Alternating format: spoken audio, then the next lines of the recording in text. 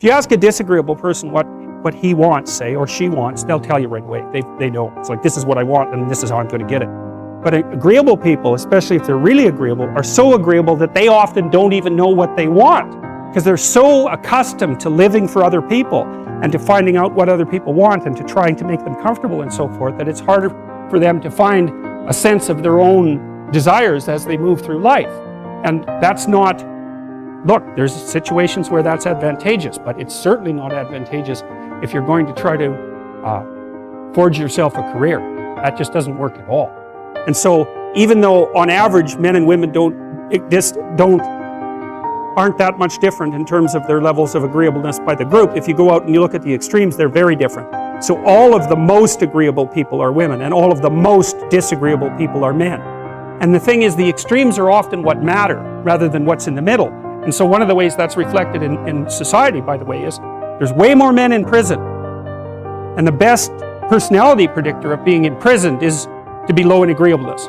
It makes you callous.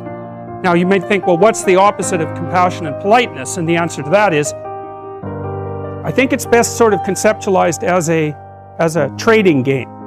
So let's say that we're going to play repeated trading games. And if you're very agreeable, then you're going to bargain harder on my behalf than you're going to bargain on your own behalf. Whereas if you're very disagreeable, you're going to do the reverse. You're going to think, I'm in this trading game for me, and you're going to take care of your own interests. Where an agreeable person is going to say, no, at best, at worst, this has to be 50-50, but I'd like to help you every way I can. One of the things you have to be careful of if you're agreeable is not to be exploited, because you'll line up to be exploited.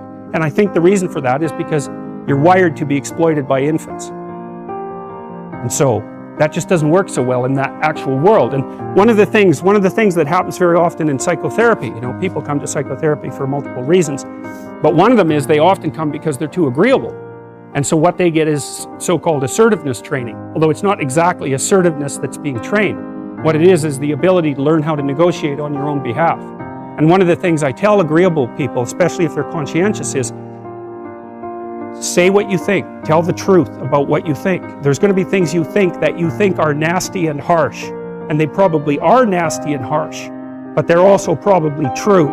And you need to bring those up to the forefront and deliver the message. And it's not straightforward at all, because agreeable people do not like conflict. Not at all. They smooth the water. And you can see why that is in accordance with the hypothesis that I've been putting forward.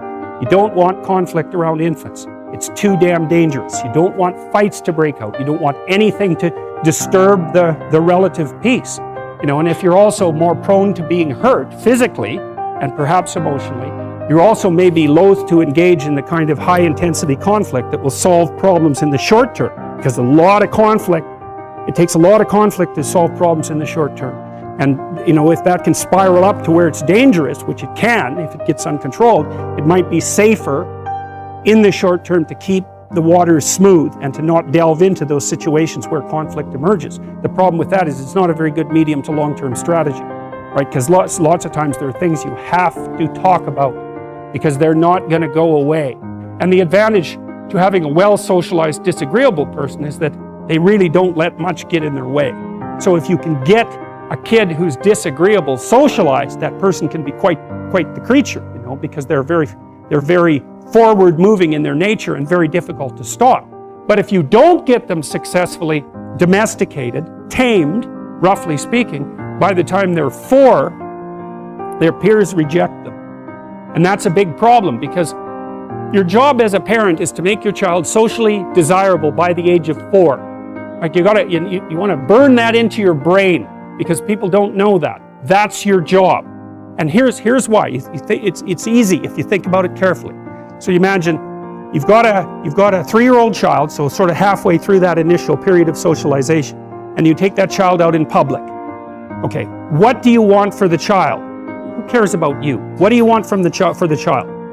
You want the child to be able to interact with other children and adults so that the children are welcoming and smile and want to play with him or her, and so the adults are happy to see the child and treat him or her properly. And if your child's a horrible little monster because you're afraid of disciplining them or you don't know how to do that properly, then what they're going to do is they're going to experience nothing but rejection from other children, and false smiles from other parents and adults. And so then you're throwing the child out there into a world where every single face that they see is either hostile or lying. And that's not something that's going to be particularly conducive to the mental health or the well-being of your child. If your child can learn a couple simple rules of behavior, like don't interrupt adults when they're talking too much and pay attention and try not to hit the other kids over the head with the truck any more than is absolutely necessary, and share and play properly, then when they meet other kids, the kids are going to try out a few little play routines on them, and that's going to go well, and then they're going to go off and socialize each other for the rest of their lives. Because that's what happens, is that from 4 years old onwards, the primary socialization with children takes place among other children. And so if the kids don't get in on that early, they don't move into that developmental spiral upwards and they're left behind. And you can imagine how terrible that is, because a 4-year-old will not play with another 4-year-old who's 2. But a 5-year-old certainly will not play with a 5-year-old who's 2, right? Because the gap is just starting to get unbelievably large. And so the kids start out behind, and then the peers leave them behind, and then those kids are alienated and outside the peer group for the rest of their life. Those are the ones that grow up to be long-term antisocial, right? They're already aggressive. It doesn't dip down. Now, what happens to normal boys, roughly speaking? Imagine the aggressive 2-year-old types. They get socialized, so their level of aggression goes down, and then they hit puberty and testosterone kicks in, and bang, levels of aggression go back up. And so that's why males are criminals between the ages roughly of 16 and about 25. So, and it matches the creativity curve, by the way. It's so cool. If you look at the spike of creativity among men, 16 to 25, and it starts to go down, criminality matches that absolutely perfectly. So that's quite cool. So, the testosterone levels raise the average level of aggression among men. It's more dominance than aggression, actually, and testosterone is by no means all bad. And then it starts to decrease at about age 25 or 26, which is usually when men stop staying up late at night, stop drinking as much, develop a full-time career, and take on the burdens and responsibilities and opportunities that are associated with a long-term partner and family. And so, also that's the development of what I would call predatory aggression, because I also think that the agreeableness distribution is probably something like predatory aggression versus maternal sympathy. It's something like that. So if you look at other mammals that are predators, because we're predators as well as prey animals. If you look at other animals like bears, the male bear has absolutely nothing to do with the raising of the infants. In fact, the female bears will keep the male the hell away because he's likely to kill the infants and maybe even to eat them. So there's no maternality at all in solitary male mammalian predators. It's really useful to investigate the viewpoints of people who have opposing views to yours. Because they'll tell you things, not only will they tell you things you don't know, they'll also tell you how to see the world in ways that you don't see it. And they'll also have skills that you don't have, that you could develop. So for example, if you're an introverted person, it's very useful to watch an extroverted person, because the extroverted person has ways of being in the social world that aren't natural to you, that you can use to improve your toolkit. And if you're disagreeable, one of the best things to do with disagreeable people, especially if that's alienating them from other people, for example, because it can, people treat you like you're a selfish, arrogant son of a, maybe that's because you are. It's like, okay, so what do you do about that?